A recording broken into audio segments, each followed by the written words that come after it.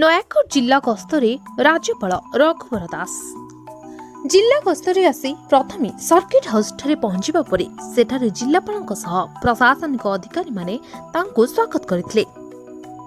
ସେଠାରୁ ରାଜ୍ୟପାଳ ସଦର ବ୍ଲକ ଲେଙ୍କୁଡ଼ିପଡ଼ା ଅଙ୍ଗନୱାଡି କେନ୍ଦ୍ର ପରିଦର୍ଶନ କରିବା ସହ ସେଠାରେ ଶିଶୁ ଓ ଅଭିଭାବକମାନଙ୍କ ସହ ଆଲୋଚନା କରିଥିଲେ। ଲେଙ୍କୁଡ଼ିପଡ଼ା ଅଙ୍ଗନୱାଡି କେନ୍ଦ୍ରଠାରେ ରାଜ୍ୟପାଳଙ୍କୁ ଜିଲ୍ଲା ପୁଲିସ ଓ ପ୍ରଶାସନ ପକ୍ଷରୁ ଗାର୍ଡ ଅଫ୍ ଅନର ଦିଆଯାଇଥିଲା। ଏହାପରେ ରାଜ୍ୟପାଳ ମାଛିପଡ଼ା ଗସ୍ତ କରି 5ଟି ସ୍କୁଲ ପରିଦର୍ଶନ କରିବା ସହ ଛାତ୍ରଛାତ୍ରୀ ଓ ଶିକ୍ଷକମାନଙ୍କ ସହ ଆଲୋଚନା କରିଥିଲେ। ସେଠାରୁ ରାଜ୍ୟପାଳ ନୟାଗଡ଼ ବ୍ଲକ ସଂଖେଇ ଗସ୍ତରେ ଯାଇ ପ୍ରଧାନମନ୍ତ୍ରୀ ଆବାସ ହିତାଧିକାରୀମାନଙ୍କ ସହ ଆଲୋଚନା କରିଥିଲେ। ଏହାସହ ହିତାଧିକାରୀମାନେ ଆବାସ ଯୋଜନାର ଅର୍ଥ ଠିକ୍ ଭାବେ ପାଉଛନ୍ତି ନା ନାହିଁ ତାହା ମଧ୍ୟ ପଚାରି ବୁଝିଥିଲେ।